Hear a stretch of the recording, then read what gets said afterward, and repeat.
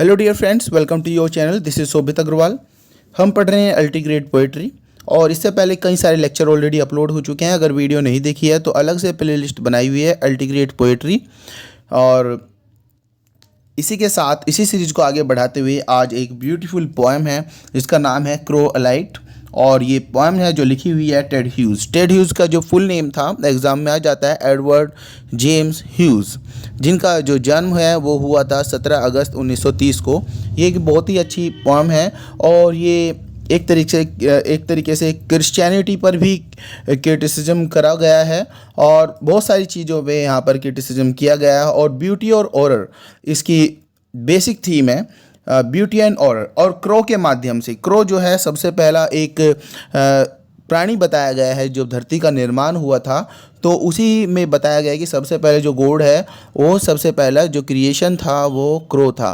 तो क्रो को यहाँ पर दिखाया, वो दुनिया को अलग अलग एस्पेक्ट से देखता है। और यहाँ पर इस पोइट्री में हमें पेसिमिज्म भी दिखता है, पोइट का दिया हुआ पेसिमिज्म भी दिखता है। तो देखिए, एक क्रो जो है वो कहीं पर बैठा हुआ है, तो वो ही यहाँ पर अपनी बारे में अपनी कुछ जो उसके आंखों के सामने जो चल रहा है वो हमें यहाँ पर वो बताता है।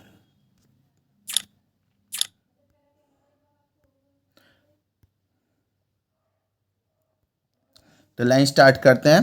क्रो सादा हर्डेड mountain streaming in morning.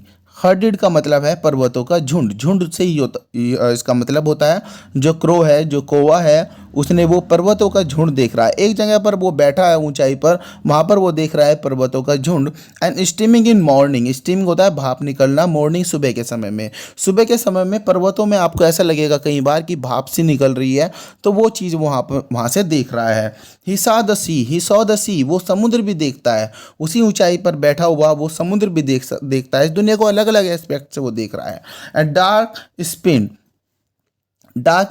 Spine sorry, वो समुद्र को स्पाइन बिल्कुल डार्कनेस से देख रहा है। उसे समुद्र लग रहा है बिल्कुल डार्कनेस। जिस तरीके से दुनिया में अंधकार भरा हुआ है, इस तरीके से समुद्र को वो डार्क नज़रों से देख रहा है। उसे लग रहा है कि समुद्र बिल्कुल गहरा है और अंधकार में है।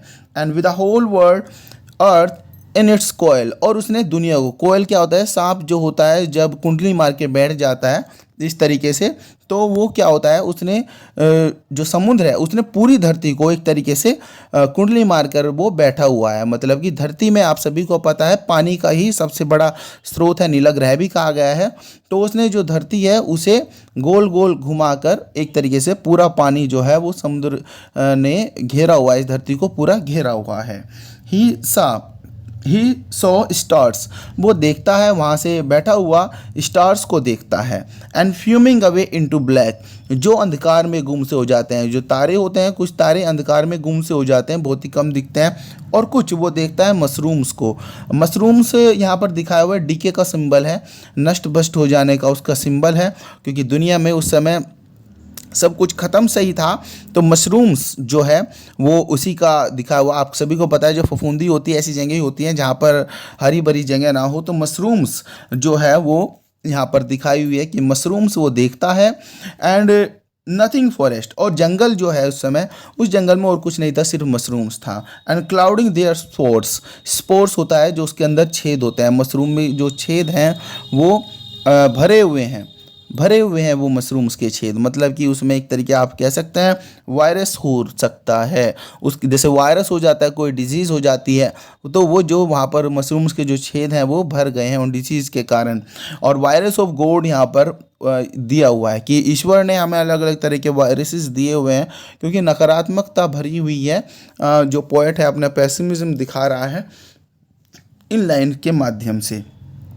अब जो यहाँ पर क्रो जो है ना, यहाँ पर बेसिकली जो क्रो है वो देख भी रहा है। क्या देख रहा है क्रो? पेसिमिज्म से दुनिया को देख रहा है। और इस समय अभी वो अगली लाइन में बताएगा कि हेलुसिनेशन भी उसे आ रहा है। And he शिवर्ड with order of creation, वो कांपता है। वो क्यों कांपता है? कि ईश्वर की जो ये डरावनी रचना है, इस धरती पर ईश्वर ने इतनी डरावनी जो रचनाएं बनाई हुई हैं, क्योंकि धरती पर उस समय बिल्कुल डीके था, इसी वजह से मशरूम वगैरह इस तरीके की चीज़ें यहाँ पर दिखा रहे हैं राइटर। तो ईश्वर की डरावनी रचना से वो कांपता है। इसी कंपन में उसे हेलुसिनेशन होता है, ऑरर का, डर का। भय का, उसे हेलुसिनेशन होता है, उसे भ्रम होता है, मति भ्रम जिसे बोला जाता है। He saw this sue no soul rain sodden. वो वहाँ पर एक उसे हेलुसिनेशन ऐसा होता है, वो देखता है कोई जूता विद नो सोल, जिसमें कोई भी सोल नहीं है, ए रेन शोडन। और जो बारिश में जो जूता कोई ख़राब हो जाता है रेन शोडन बोल जाता है। लाइंग ऑन मोर, मोर होता है दलदल, वो ज़मीन के बेकार हिस्से में पड़ा हुआ है, ऐसा जूता उसे दिख रहा है, मतलब उसे हेलुसिनेशन होता है। And there was a garbage can, और वहाँ पर एक गार्बेज कैन भी है, कूड़े की एक कैन भी है वहाँ पर, वो देख सकता है कूड़े की कैन देख रहा है, मतलब उसे हेलुसिनेशन हो रहा है। बॉटम रस्टेड अवे, जिसका जो कैन है, जिसकी जो तलिया वो ख़राब हो गई है। And playing place for wind, और वहाँ पर इन वेस्ट ऑफ पडल।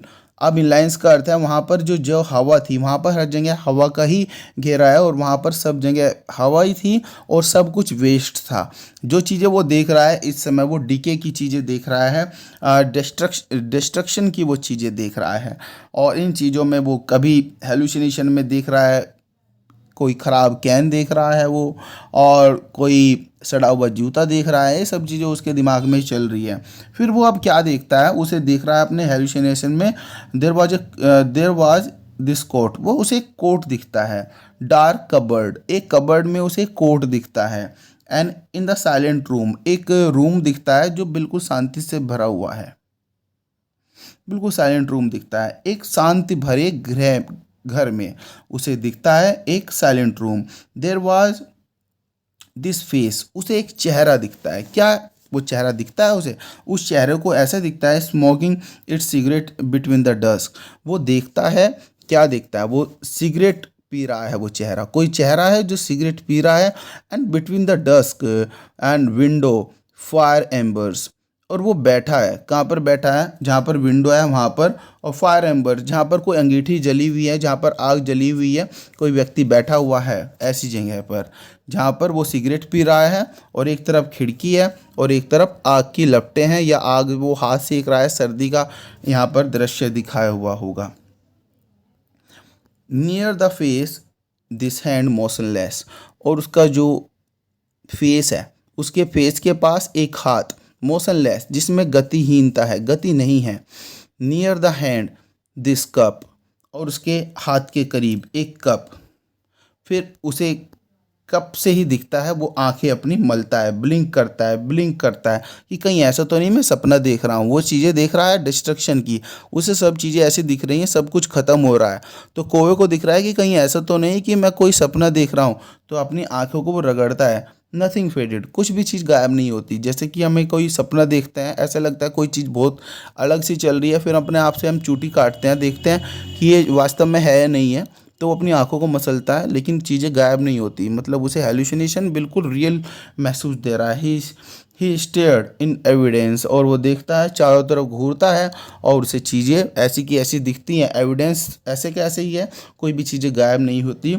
Nothing escape, nothing could accept, कोई भी चीज़ नहीं हट सकती, कोई भी चीज़ वहाँ से नहीं हट सकती। तो यहाँ पर वो कहना चाह रहा है कि भगवान की नज़रों से, यहाँ पर आप लाइन्स को ये भी अर्थ लगा सकते हैं कि भगवान जो होता है, ईश्वर जो होता है, उसकी नज़र से कोई भी चीज़ नहीं हट सकती, अच्छी हो या बुरी हो। तो क्रो को यहाँ पर एक तरीके एक सिंबल करके दिखाया हुआ है कि क्रो जो है वो ऐसा है, वो सब कुछ देख सकता है, जैसे ईश्वर है। सबसे पहला प्राणी जो था वो क्रो था। तो इन लाइन्स को यहाँ पर दिखाया, डिस्ट्रक्शन ही यहाँ पर दिखाया गया है, डिके यहाँ पर दिखाया है कि क्रिएशन, कभी यहाँ पर ब्यूटी को भी दिखाया गया है शुरुआत की लाइंस में, जैसे कि आपने देखा माउंटेन, स्टीमिंग्स, इन सब चीज़ों में आपको सुंदरता भी दिखाई गई। लेकिन जैसे जैसे पैराग्राफ आगे बढ़ता है तो वहाँ पर औरत भी दिखाया गया। तो इन लाइंस के साथ ही ये ख़त्म भी हो गया। सिंबॉलिकल पोएम है, और डिटेल में आप इसे विकिपीडिया पे भी देख सकते हैं। तो ये पोएम है, और आपके अल्टीग्रेड सिलेबस में भी है, जहाँ पर भी सिलेबस में है सभी में हेल्प करेगी। Thank you very much. और जिसने चैनल को सब्सक्राइब नहीं किया, चैनल को सब्सक्राइब जरूर कर दें, बेल आइकन जरूर प्रेस करें, ताकि वीडियो का नोटिफिकेशन आपको मिलता रहे। और कमेंट बॉक्स में कमेंट करें, कोई भी क्वेरी हो और कोई भी नई आपको पोएट्री चाहती हो तो वो भी मैं प्रोवाइड करा दूंगा। Thank you, bye bye.